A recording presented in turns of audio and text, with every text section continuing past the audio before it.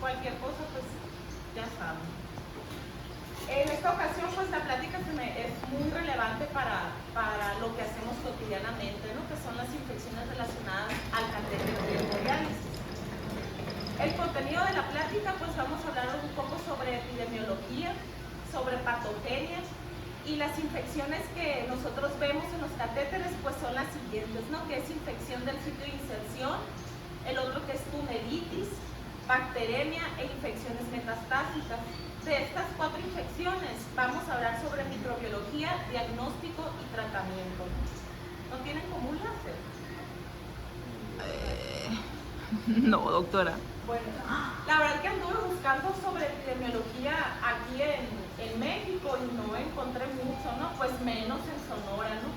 Entonces, esta epidemiología es basada en registros de guías CADIGO, de CADOTI, guías internacionales, ¿no? Pero si las podemos asemejar un poco a lo de nosotros, obviamente con otros porcentajes, ¿no?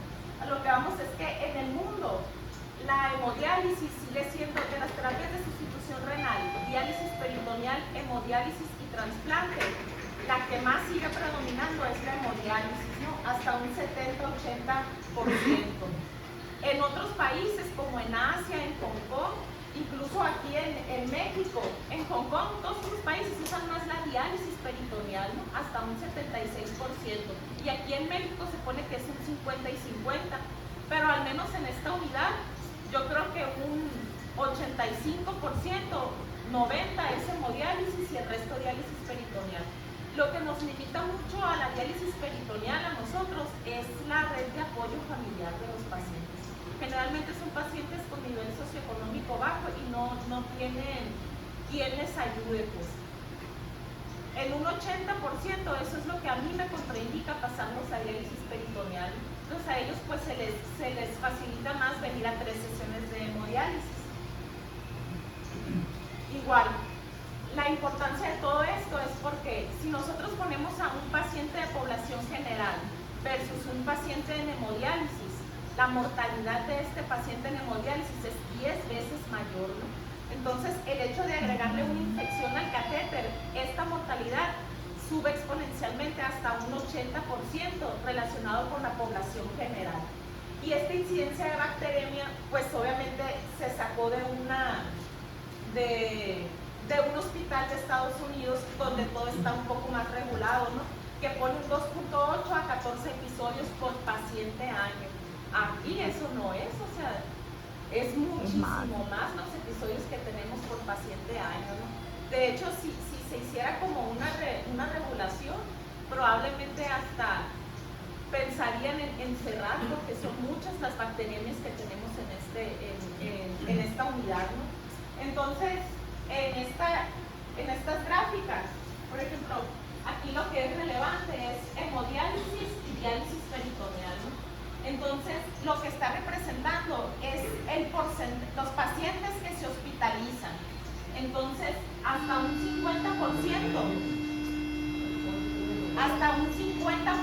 de los pacientes en hemodiálisis, el motivo de su hospitalización es por infección.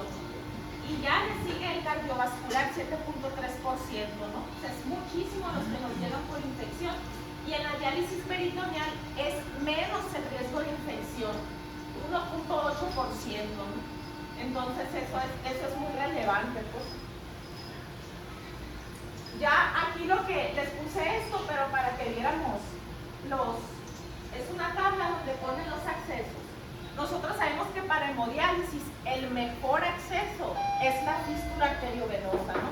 Porque es una fístula nativa y tiene menos riesgo de infección, menos riesgo de disfunción, menos riesgo de trombosis. O sea, es lo que deberían de tener todos los pacientes, ¿no? Ya de ahí nos vamos a la fístula arteriovenosa por injerto, después es el catéter permanente, el Permacat, y a lo último el Macurcan, que esa en realidad solamente nos debería de durar una semana máximo, ¿no? En un mundo ideal una semana y vaya ese catéter y ponerle el permanente. Entonces, en esta gráfica que tenemos aquí, vemos los accesos que más se infectan, ¿no? Entonces, está representado aquí. Aquí fue un lugar donde se dan hemodiálisis, se dieron más de 100,000 hemodiálisis, ¿no? Entonces, los pacientes con catéteres tunelizados, hasta un 73% se infectaron, ¿ok? Ya de ahí nos vamos a los de las fístulas arteriovenosas por injerto, porque viene siendo un objeto extraño. Entonces, esos son un 15%. Y ahí ya nos vamos a los catéteres temporales, los McCulloch, son un 10%, y los que menos. O sea, vean qué relevante, o sea, solo el 2% de las fístulas arteriovenosas se infectaron, ¿no? Que seguramente han de haber sido pacientes que tenían ya muchas comorbilidades, muy inmunosuprimidos, muy desnutridos, ¿no?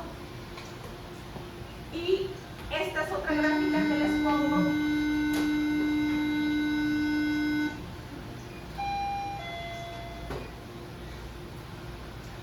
Sobre cuál es el mejor lugar de poner catéteres. Las guías nos dicen a los nefrólogos que los catéteres en las primeras opciones es yugular posterior y yugular medio, ¿no? Ya de ahí nos tenemos que ir femoral, y a lo último es el subclavio. ¿Por qué? Porque el subclavio, cuando se pone, hace esto, hace una curvatura. Entonces, en esa curvatura está rozando con el vaso, genera más turbulencia y hace que el vaso se estenose. Vamos a perder más rápido ese vaso, ¿no? Sin embargo, si nos vamos aquí a esta tabla donde nos ponen los lugares, aquí vemos el porcentaje de infecciones. Entonces, el que menos se infecta es el subclavio, pero es el que trombosa más el vaso, pues, o sea, aunque menos se infecte, es el menos indicado de poner, porque el paciente, un vaso es una vida, otro vaso es otra vida, entonces se tiene que cuidar mucho, ¿no? O sea, esa es la última opción, pero sí es el que menos se infecta. Entonces, el yugular se infecta un 4.6%, y el que más se infecta, obviamente, pues es el femoral, ¿no? Porque está en esta área inguinal, o sea, está en el área suda, pipí y todo lo que ya se imaginan, pues es el que más se infecta, ¿no? Entonces, pero en ocasiones pues no hay otra como por dejarles el femoral a los pacientes, ¿no? Entonces, hablando sobre infecciones, aquí tenemos en esta imagen una fístula arteriovenosa. Eso también es muy curioso, ¿no? Porque generalmente las ponen aquí los angiólogos, y el lugar predilecto para poner la fístula arteriovenosa es acá, y yo no veo que los angiólogos lo pongan aquí, siempre se pasan para acá. Entonces, este es el lugar número 1 para las fístulas, ¿no? Y acá tenemos un catéter permanente. Entonces, la infección, pues obviamente va a ser mayor en los catéteres, porque es un objeto extraño, ¿no? Entonces, es la principal causa de pérdida de los catéteres, las infecciones. Y esto genera una morbimortalidad altísima a los pacientes, porque les da más riesgo de hospitalizaciones, ¿no? Entonces, un poco sobre la mecánica de infección es al momento de estarlo manipulando, los conectores del catéter, se puede contaminar el lumen, ¿no?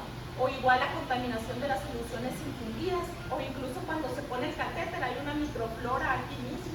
Entonces, esta microflora, si no se tiene una buena asepsia, un buen lavado, o no nomás es por nosotros, pues también los pacientes no se cuidan en ocasión, se van pues no tienen otra más que irse en el camión, ¿no? Sudan, ya, o sea, la misma flora ahí empieza a crecer, se infecta, a veces por más que nosotros queramos, no se puede por las condiciones, ¿no? Entonces, todo eso también genera, y aparte si el paciente puede que tenga diarrea, infecciones de vías urinarias, todo eso puede hacer que el catéter se colonice, ¿ok? Entonces, hablando sobre las infecciones, vimos que es la infección localizada, ¿no? La tunelitis, la bacteremia y las enfermedades metastásicas. Entonces, en la infección, que es este orificio de salida o local no complicada, es como una paciente que tenemos por acá, ¿no? ¿Cómo se llama? Doña Rosita. Entonces, la definición de esta infección es, como vemos aquí en la imagen, ¿dónde está? Ah, no se ve, bueno, pero aquí está. Solo agarra del orificio de salida 2 centímetros, ¿no? Es una zona que se pone hiperémica, da dolor, puede tener secreción purulenta, eritematosa, pero está aquí localizada, ¿no? Entonces, lo primero son síntomas limitados 2 centímetros. Lo primero que se le da a esos pacientes pues es el antibiótico tópico o vía oral, ¿no? Entonces, con eso generalmente se debe de quitar, pero por ejemplo esa paciente tiene un factor de riesgo que es un granuloma, ¿no? Entonces no se le quitó esa infección, ya le empezamos y se le tomó cultivo. Entonces dependiendo de lo que salga en el cultivo y si no se le quita con el antibiótico IV, es un catéter que tenemos que quitar, ¿no? Porque esta infección se puede convertir en tunelitis, que es lo que vamos a ver ahorita. Entonces la prevención pues es el cuidado, ¿no? Cuando hacemos la asepsia. También el problema muchas veces es que disfuncionan, ¿no? Y el estarlos moviendo, manipulando y que la máquina y que prende y que pasa en el otro, pues se infectan, ¿no? Entonces ese es sencillo, el del orificio de salida del catéter. El siguiente es el de la tunelitis, que ya es una infección complicada, ¿no? Esta ya te abarca, este es el catéter, no se ve muy bien la imagen, pero se han visto las tunelitis en los pacientes, o sea, literal todo el túnel se pone eritematoso, entonces tú le aprietas y te sale mucha pus, eritematoso, hiperémico, mucho dolor, los pacientes pueden tener fiebre. Esto es una indicación de retiro inmediato del catéter, ¿no? Inmediatamente el catéter mandar a cultivar la punta y ya empezar el antibiótico sistémico. Pero ¿qué pasa con pacientes que están agotados? O sea, muchas veces no nos podemos dar el lujo de quitárselo y pues a ver dónde le ponemos otro, ¿no? Entonces, si el paciente está hemodinámicamente estable, una opción es subirlo a piso, estarlo monitorizando, que no avance esto y con antibiótico IV ver si le salvamos el catéter, ¿no? A cualquier dato de progresión, leucos que no se quiten, fiebre de más de 48 horas, darle antibiótico con el antibiograma y que no responda, pues va para afuera y a ver cómo le hacemos, ¿no? Para ponerle otro catéter, pero en un mundo ideal la tunelitis es un retiro inmediato del catéter. Porque a veces estos pacientes ya me han tocado, o sea, llegan y ya para la tarde-noche ya se nos mueven. El uno no se le podía quitar el catéter porque traía una vegetación. Entonces si le quitas el catéter, la vegetación se te puede ir a cerebro, a hacer una TEP, y se le puso un central porque ocupaba minas. No les miento, así. Se puso el central y inmediatamente se colonizó. Se vino así todo rojo para acá. A las 3 horas la paciente falleció, fue una infección. Y la bacteremia asociada con el catéter. La bacteremia asociada con el catéter, pues la definición es fiebre en un paciente durante la hemodiálisis o 6 horas posterior, ¿no? Hasta 6 horas posterior de la hemodiálisis se considera que esa fiebre es por una bacteremia relacionada a hemodiálisis. Va desde sintomatología leve, como fiebre, escalofríos, hasta sintomatología de que te pones hemodinámicamente inestable, hipotensas, necesidad de norepinefrina, necesidad de oxígeno, ¿no? Así van las bacteremias. Esta es una infección sistémica y de todas maneras estos pacientes hay que descartarles pues alguna neumonía. Son los pacientes que si se puede dar un tratamiento ambulatorio, ¿no? Nosotros aquí lo damos. Cuando me dicen ustedes, no, pues el paciente tuvo bacteremia, pero está tranquilo, le empezamos el tratamiento ambulatorio, ¿no? Pero de todas maneras se le interroga sobre diarrea, que no traiga síntomas respiratorios, para ver que no sea otra cosa que lo que le esté causando también esa bacteria, o incluso pueden ser las dos, ¿no? Las dos a los pacientes. Entonces, ¿cuál es la patogenia de esta infección cuando te da bacteremia? Pues nosotros cuando ponemos el catéter, tiene un lumen, ¿no? Adentro. Entonces, inmediatamente al ponerlo, nuestro cuerpo tiene proteínas, que es fibronectina, son adhesinas, son factores procoagulantes, ¿no? Entonces, inmediatamente en cuanto lo ponemos, el lumen se empieza a llenar de esas proteínas de nosotros, ¿no? Entonces, estas proteínas son micronutrientes para los microorganismos. Entonces, de ahí se empiezan a agarrar de las adhesinas, ¿no? Los microorganismos. Y aparte, como pasa sangre, la sangre, las plaquetas, forman trombos ricos en plaquetas que todavía producen más alimento, más sustrato para los microorganismos, ¿no? Entonces ocurre lo que se conoce como la biocapa.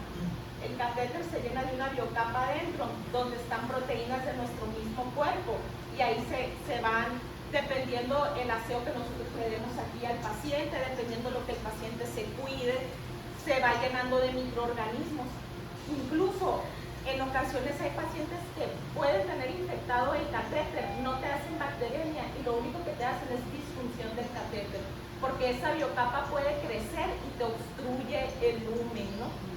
Se han presentado pacientes así, pero generalmente están muy inmunosuprimidos, o sea, no te hacen fiebre, no te hacen bacteremia, no nada de eso por la misma inmunosupresión, ¿no? Y te presentan solamente la disfunción del hemoacceso.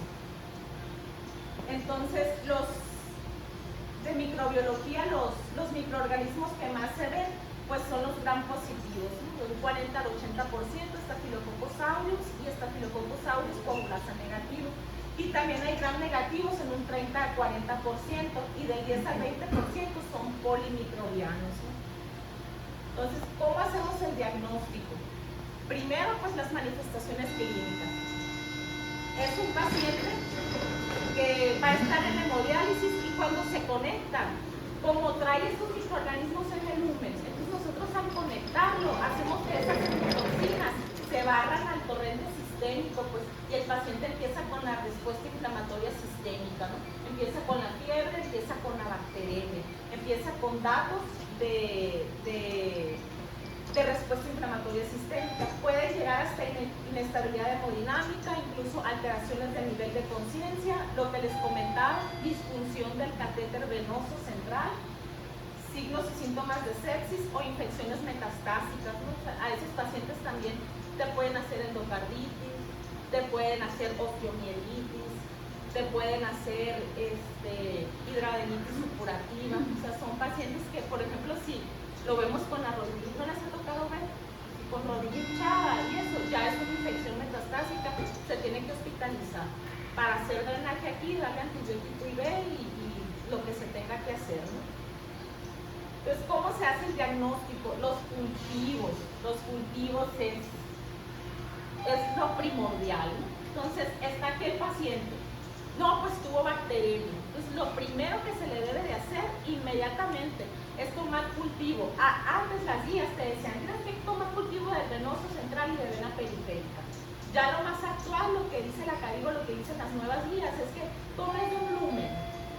Y el circuito periférico de la hemodiálisis cuenta muy bien, tiene la misma sensibilidad y especificidad a que si lo sacas de vena periférica. Entonces, las venas lo menos que les podamos tocar para las fístulas, pues para los accesos. Entonces tomas el lumen venoso, tomas el circuito periférico e inmediatamente se inicia el tratamiento antibiótico, ¿no? Que ahorita vamos a ver eso. Entonces eso es si se decide, si el paciente tuvo bacteremia, pero está estable y le podemos iniciar el tratamiento ambulatorio, se le toman los cultivos y ya se le indica el antibiótico inmediatamente, ¿no? Si se decide quitar el catéter porque está séptico, porque está muy inestable, fiebre que no se le quita por más de 3 días, a pesar de que le des el antibiótico, pues lo quitas y cultivas la punta, ¿no? Y aquí dice, o sea, si todos los pacientes con hemocultivos inicialmente son positivos, se deben de repetir a las 48 horas. Yo no lo repito en todos, solo lo repito si el paciente sigue con fiebre, con datos de respuesta inflamatoria sistémica, ¿no? O sea, no generalmente en todos, solamente si ves que sigue con datos de inflamatoria sistémica a pesar del antibiótico, ¿no? Entonces, ¿por qué es importante tomar los dos cultivos? Porque para hacer el diagnóstico, nosotros nos basamos en un tiempo diferencial. Se mide cuantitativamente. Haga de cuenta que las muestras se tienen que tomar las dos dentro de las mismas 2 horas, ¿no? Mientras más cerca, pues es mejor uno y luego ya la periférica. Entonces, se llevan al laboratorio. Cuando nos dan los resultados, nosotros vemos el tiempo en el que crecieron las bacterias. Y aquí dice, es positivo si es de 3 a 1 o de 10 a 1, te da una especificidad del 94 al 100% para saber que ese bicho lo ocasionó. ¿Ok? Entonces este también es otro tiempo diferencial positivo. Ahí dice que positividad de los hemocultivos se produce al menos 2 horas antes de que los dos obtenidos tras transfusión de una vena periférica. Entonces esta es la importancia de tener los dos cultivos, ¿no? ¿Y cuál es el tratamiento? Hay opciones, ¿no? 1 es retiro inmediato del catéter. 2 es el antibiótico sistémico y el sellado del catéter, que es lo que generalmente hacemos. Y Y 3, el cambio del catéter por vía metálica. ¿Cuáles son los que se tienen que retirar de inmediato? Todos los MACULCA.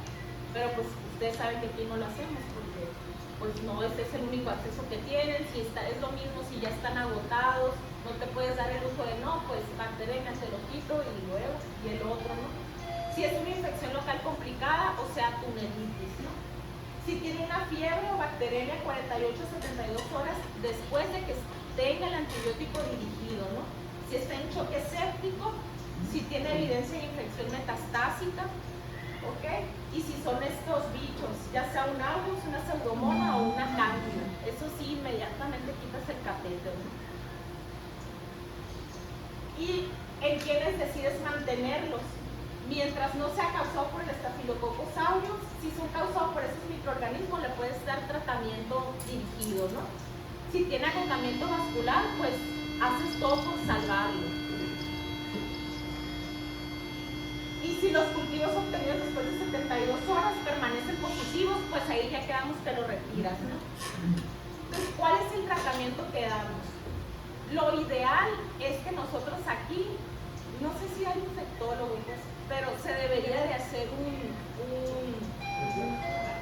un solo de los microorganismos que nosotros aquí tenemos, pues ir al laboratorio, capturar y entonces dar un antibiótico guiado al antibiograma de nuestra unidad de hemodiálisis, ¿no? Eso es lo ideal, pero pues no lo hay, pero es una opción que tal vez se podría hacer, ¿no? Porque sí es dedicar más tiempo, pero probablemente nos ayude mucho. Entonces, lo que te dicen las guías que des, y que es lo que damos nosotros, es banco, odaptomicina y gentamicina o ceftazidima. Lo que optamos por dar es vancomicina y ceftazidima porque por sus características farmacocinéticas van a permitir una cómoda dosificación cada 72 horas. La daptomicina se tiene que dar más seguido y la gentamicina pues causa mucha ototoxicidad, ¿no? Entonces, causa tener mucha nefrotoxicidad, pero pues ya están en hemodiálisis. ¿Para qué nos vamos a dañar ahora el oído, no? Entonces damos lo que es vancomicina y ceftazidima.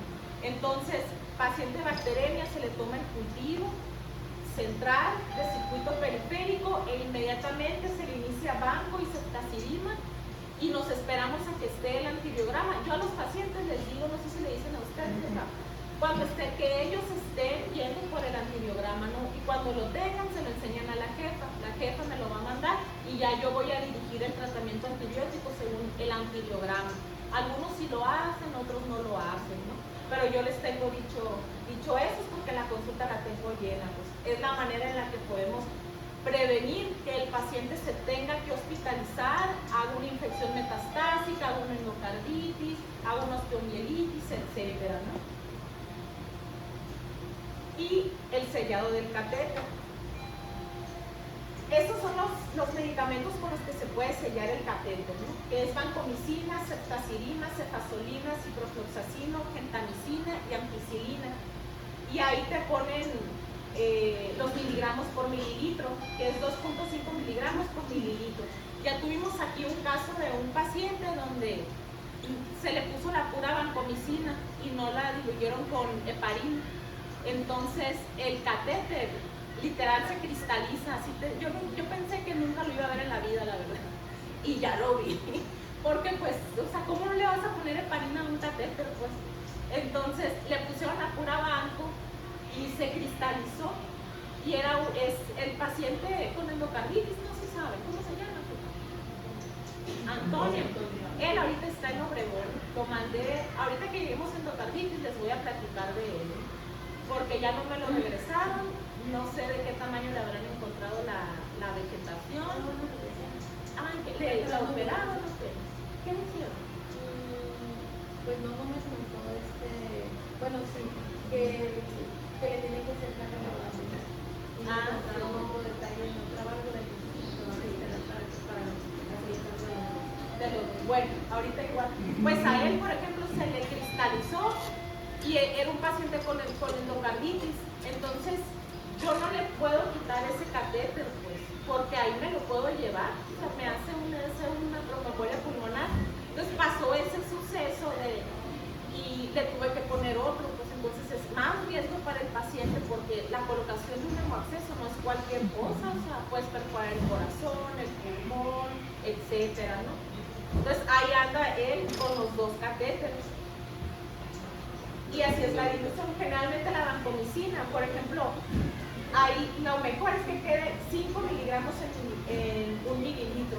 Entonces para eso, 500 miligramos lo diluyes en 100 y ahí te queda 500 en 100. Y si ahí agarras 1 mililitro ya te van a quedar 5 mililitros, 5 miligramos por mililitro, que es lo que se ocupa. Le pones la mitad de eso y la otra mitad de heparina, o sea, si el lumen es de 1.5, 0.7, 0.8 y ya, así se sella el catéter, ¿no? Pero sí es bien importante pues sellarlo con heparina, ¿no?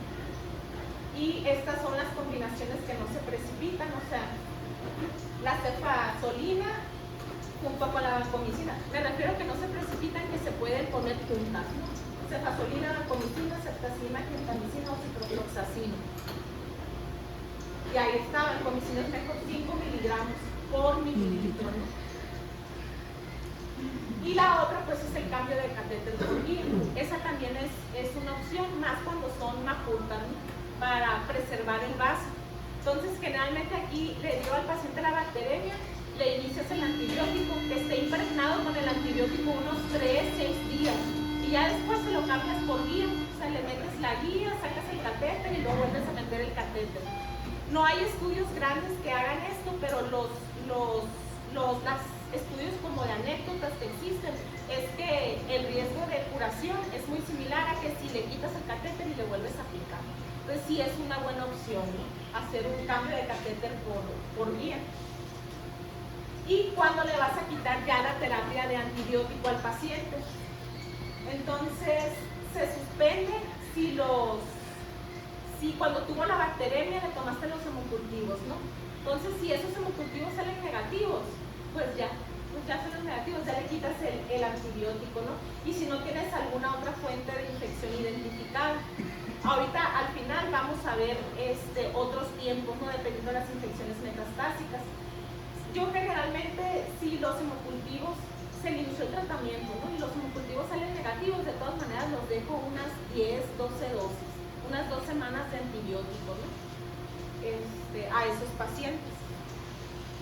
Y la infección sistémica complicada, pues es lo que ya vimos, ¿no? Pacientes con shock séptico, fiebre persistente, hemocultivos que se mantienen positivos a las 72 horas. Hay pacientes que cuando ya los voy a dar de alta, yo sí les pido de nuevo hemocultivos, ¿no? Para darlos de alta y checar los hemocultivos, ya les digo a ellos, cuando estén los resultados me los llevan o se los enseñan a la jefa, para ver que en realidad se haya erradicado pues ese bicho, porque si no, otra vez. Y ahí sí se puede complicar con infecciones metastásicas como con endocarditis, ¿no? Pues, ¿cuáles son las infecciones metastásicas? El número 1 pues es endocarditis, que ahí sí podemos poner de ejemplo pues a este paciente. Creo que a él no se quiso, él ya se había comunicado conmigo desde 2 meses antes. Todo fue culpa desde el inicio de él, porque no siguió indicación. Desde 2 meses antes que tenía bacteremias, ¿no? Pues ven a la consulta, dije, te voy a dar una orden para que te internes. No quiso, como que es muy rejero, no sé, pero no quiso hospitalizarse. Y así siguió con las bacteremias como 1 mes, 2 meses, ¿no? Ya cuando no aguantaba, a los 3 meses, pidió una consulta ahí conmigo. Y sí se la dieron las asistentes y ya me dice que tiene fiebre. Me dijo, tengo fiebre hasta cuando no estoy en la casa, no estoy en la hemodiálisis. Esta ya es fiebre no relacionada a la hemodiálisis. Entonces, un paciente con un hemoacceso, con fiebre no relacionada a la hemodiálisis, hay que descartar infecciones metastásicas. Número 1, endocarditis, ¿no? Lo revisé, no tenía ninguna articulación inflamada. Luego también los pacientes, no les ha tocado que hacen el dolor total. Y es un absceso, pues eso, ¿no? Los tienes que revisar de todo. Y le dije, ¿sabes qué? Va a ser endocarditis. Pues te puedo volver a dar la orden de internamiento, ¿no? Y ya ahora sí quiso. Ya lo hospitalizamos y sí, en el ecocardiograma transtorácico le salió una vegetación en la válvula de 1 centímetro. ¿Ok? Pero en el transtorácico básico no se alcanza a ver si tienes más vegetaciones y si el catéter tiene vegetaciones, por eso no se lo puede quitar. Entonces, le inicié el antibiótico, sí tuvimos un hemocultivo y se lo inicié guiado al hemocultivo y sí respondió, ya no presentó fiebre ni bacterias, pero el problema era el ecocardiograma transesofágico. Tardamos 2 semanas en que se lo hiciera. Lo mandamos y sí le hicieron, y ese es el que ya no sé qué salió. A lo mejor salió más grande la vegetación o le salieron otras. No sé si voy a requerir cirugía. Ah, pues sí, no, recambio valvular. Entonces tengo entendido que también él tenía como 7 años con ese catéter, pues, y no había querido ponerse un permanente. O sea, son varias situaciones que pues nosotros no podemos controlar todo. Nosotros le damos las opciones y el paciente es el que decide.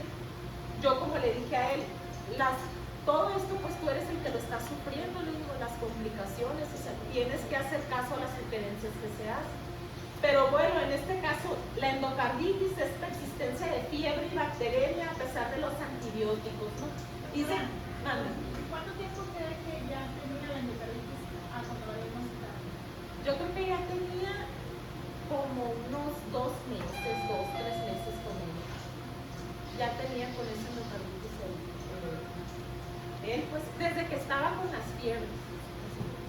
Y pues no, o sea, yo le di orden de internamiento, nada, pues toda una serie de sucesos mal afortunados. Pero él no tenía soplo cardíaco. ¿Cómo haces el diagnóstico? Con el ecocardiograma transtorácico. Pero con el ecocardiograma transtorácico tú no puedes decir es una vegetación, solamente dices tiene alta probabilidad de ocupo el eco transesofágico. Pero pues de todas maneras le avientas los antibióticos. Y ya con el ecocardiograma transesofágico ya haces el diagnóstico. Y ahorita vamos a ver cuánto tiempo es de tratamiento. El otro pues es la osteomielitis, es lo que tienes que buscarle también a los pacientes, si es infección de alguna articulación, ¿no? Generalmente es rodilla, puede ser codo, puede ser muñecas, eso puede ser un solo dedo.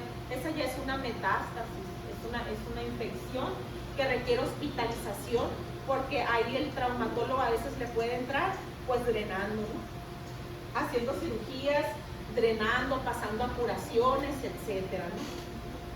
El otro es el absceso epidural, que son pacientes, ya generalmente cuando te hacen un absceso epidural, su mortalidad es como de un 99%.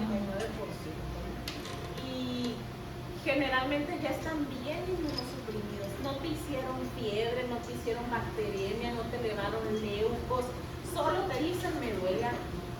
Es lo único que trae, es un dolor, y pues ya pues haces la sospecha, lo pasas, le haces una resonancia magnética, una tomografía y ya se ve ahí el absceso. ¿Qué es lo que sigue? Una cirugía descompresiva, ¿no? Pues el neurocirujano o algún traumatólogo con una alta en columna, ¿no? Una de dos, pero sí, a mí no me ha tocado así ver alguno que pueda sobrevivir a eso, ¿no? ¿Es que sí?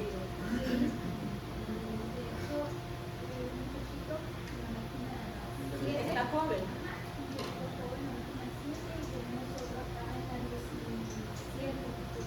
¿Y él está mayor o joven? A mí me tocó ver puros mayores, de arriba de 60, 70 años, yo creo que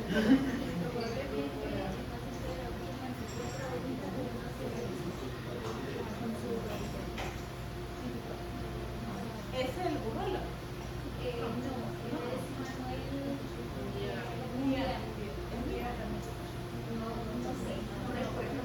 Pues hay que ver para reportarlo, porque si ocupan antibióticos. Y la otra es la cromoflebitis supurativa, que algún vaso sanguíneo se le inflame, se le infecte, ¿no?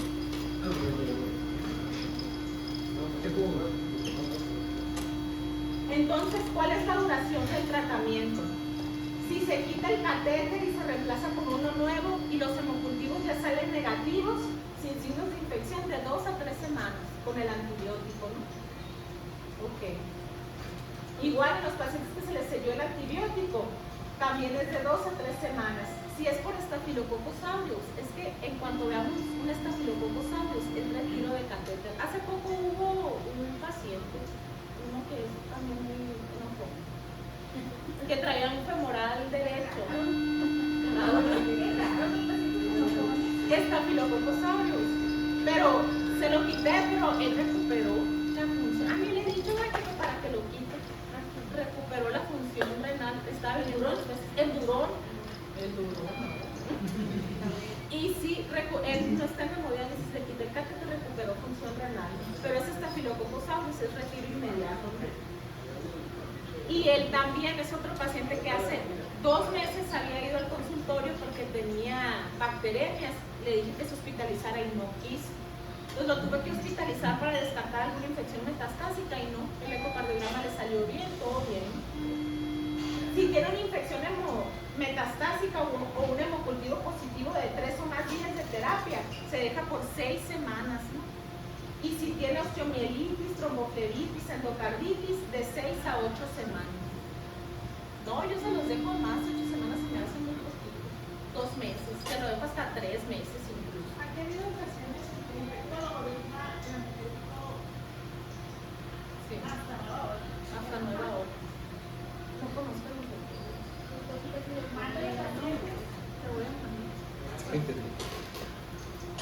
y esa es la duración del tratamiento, ¿no? Pero sí se me hace un poquito de 8 semanas. Yo creo que esto es basado en países del primer mundo, donde ya pasan las 2 semanas y rápido le puedes hacer el ecocardiograma transesofágico para ver que no tenga marcadores reactivos de inflamación, PCR, hemocultivos y todo así, ¿no? Pero de aquí a que lo puedan mandar a hacer el transesofágico y tardé como 1 mes y todo eso, pues mejor se lo deja como el antibiótico. Yo creo que por eso ellos ponen ahí ese tiempo. Y pues gracias. No sé si tengan alguna duda. No sé cómo de antisépticos. Es que esa es otra clase. Sí, de hecho yo lo digo, pero ¿tú sabes por qué tienes la anestesia aquí? Aquí, pues debe de ser con clorexidina, ¿no? Sí, Pero las está enterada que cuando no hay clorexidina se hace solo con alcohol. no, eso está muy mal. O sea, con Pero alcohol. están enteradas. No. La mayoría de las veces es con alcohol. Para que lo tome en cuenta con las infecciones, pues, Sí. y no dé por hecho otras cosas. O sea, con alcohol no puede ser, no más. Sí, puede ser, unos 2 años. Más o menos. Entonces, para que usted también lo tome en cuenta y no sé si nos puede ayudar Pues a sí. hacer un escrito, no sé, algo. No, sí, claro. Porque por eso se ¿Pensaba que estaba enterada? No, ¿cómo crees? O sea, yo pensé que era con clorexidina. No, es que a veces hay, A veces no hay. Para todos el diario y no es para todo el mundo. Sí, pues es lo que les comento, son muchos los factores. Pues, pero por ejemplo, ese es un factor. O sea, si no hay clorexidina, ¿para qué tienen una hemodiálisis? Así de fácil, ¿no?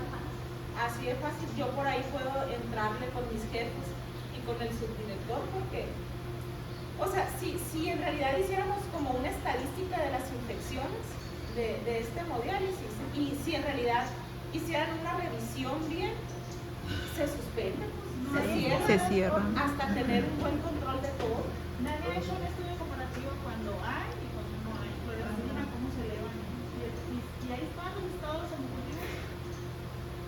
Pero no hay un estudio. Es que no va a haber un estudio comparativo porque no es ético. O sea, ninguna unidad de primer nivel o primer mundo va a decir, a unos les voy a echar alcohol y a otros clorexidina. Son estudios que no. Pero basado en... No, pero es lo que le digo, por eso no hay, porque es obvio que no debe de ser con alcohol. Pues. No puedes poner en referencia por su institución, sí. digamos, que no tienes el recurso para... Pero aquí sí se puede, porque lo que queremos es que haya, me explico. Sí es algo que se puede hacer. ¿Qué nos pueden hacer? Pues nada, Me explico, o sea, a nosotros. Los resultados nadie están ha ahí. hecho ese comparativo. Yo creo cuando estábamos en historia. Y hemos solicitado en más de una ocasión el historial, porque las guías nos marcan clorexidina de primera y